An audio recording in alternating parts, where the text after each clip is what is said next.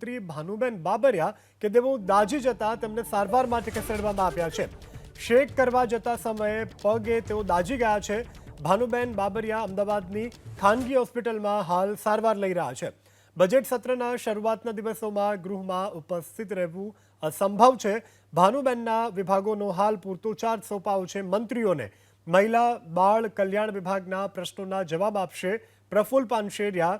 સામાજિક ન્યાય અને અધિકારિતા વિભાગના સવાલોના જવાબ આપશે હર્ષ સંઘવી। તો ભાનુબેન બાબરિયા હાલ સારવાર હેઠળ હોવાથી તેઓ ગૃહમાં ચર્ચા દરમિયાન હાજર નહીં રહે।